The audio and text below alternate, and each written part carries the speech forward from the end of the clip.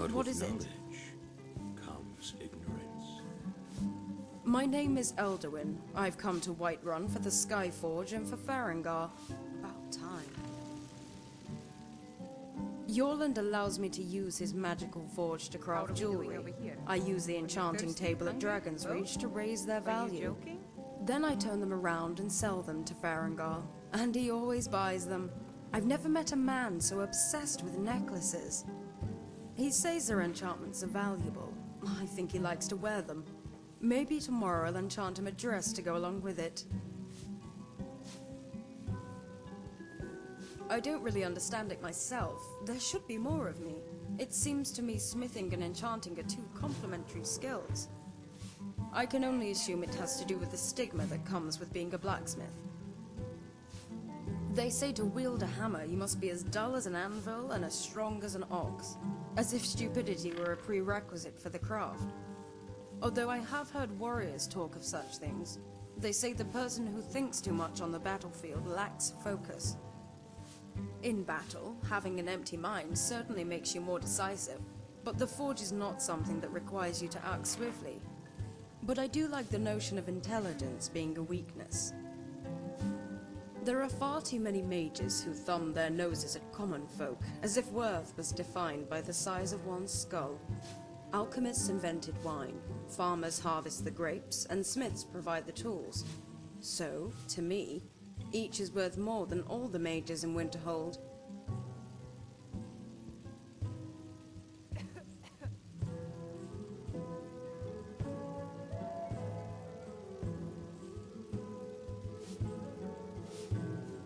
We are still talking about my interpretation of worth, are we not? So far, you haven't been at all useful to me. We really need to rectify that. One bottle and a fresh loaf of bread ought to do it. Better make it two, to be sure. Caves are the best place to find packs of wolves, or bears, sometimes even trolls. Unfortunately, by myself, they provide a bit of a challenge. There used to be 3 other mages in my faction, a motley bunch to be sure. A Khajiit, a Redguard, a Nord, and myself. 4 mages can be a formidable party, especially when their talents complement each other. As a result, I can afford to make mistakes. Mistakes like trading our last healing potion for a flask of wine. Not a problem when the Redguard was there to restore my wounds. Thankfully, the one talent I do have serves me well. It turns out most feral beasts in Skyrim are susceptible to fire. Victim to the squalls of battle, I'm afraid. It matters not if you are a novice or an archmage. All it takes is a single misstep. The Khajiit was first. We all knew it'd be him. Then our numbers were 3. Next came the Redguard, then the Nord, and soon only I remained. The Khajiit, Razan, was what we call a scroll mage. Not an ounce of magical talent, but one who desperately wanted to cast spells. Where he got the scrolls, he never said. I thought he stole them, but he just as easily could have spent his share of the boon. It's not as if I ever saw him at the inn, or anywhere else for that matter. He was a paranoid cat as well, with a nose for things that didn't exist, always convinced there was a spy lurking around the corner. He should have been wary of his dealer. He purchased a bad batch of flame cloaks that ended up burning him alive. Sarasa was brash and bold, and my kind of woman. Too brash for her own good, though.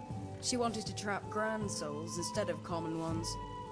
The most plentiful source of grand souls are mammoths.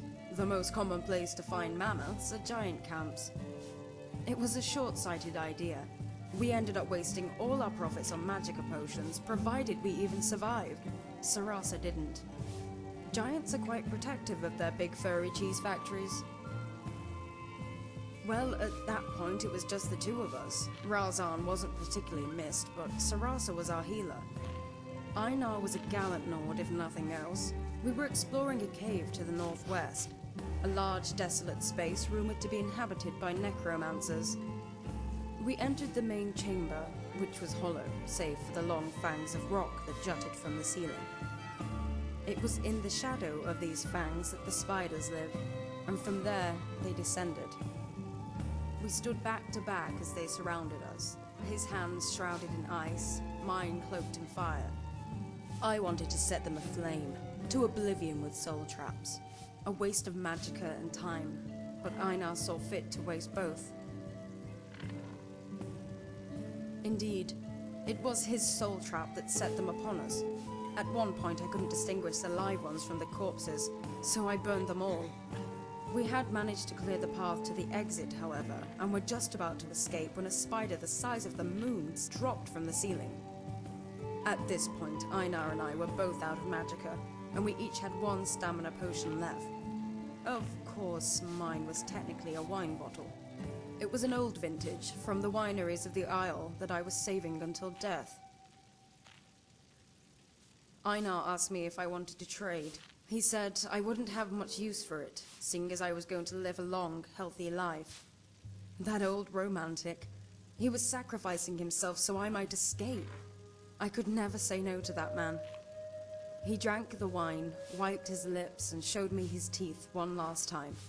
They were stained and red, but I've never seen a smile so bright. Then he pulled out his dagger and drew the ugly beast's attention while I ran for the exit. Like I said, somewhere northeast of here. It had one of those typical Nord names like Icewind Gulch or something like that. Big as saber cats, but those aren't the scary ones. It's the little ones that make me cast my flame cloak. The ones that crawl up your robe. Fine. I don't see that as a negative. My Nord friends often chide me for neglecting the rich history of Skyrim, as if I was ignorant of it. They say, you know, Elder, there's more to Skyrim than just alto and spiced wine. And I tell them, yes, I know all about your windmills and bards and 12 different words for cold. I only care about the wine. When it comes to examining wine, I'm still just a novice, although I have picked up the basics. Well, supposedly the color can tell you the wine's provenance, as well as the conditions it was developed in, serving as an indicator of how it will taste. Wine tasting is apparently all about discovery, yet I've discovered that I enjoy drinking wine more than I enjoy tasting it. So let the nobles sniff and swirl their goblets. I prefer to swallow my wine like a common rube.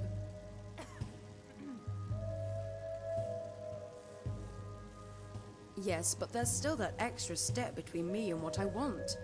It seems almost redundant, too. Like washing your hands before taking a bath.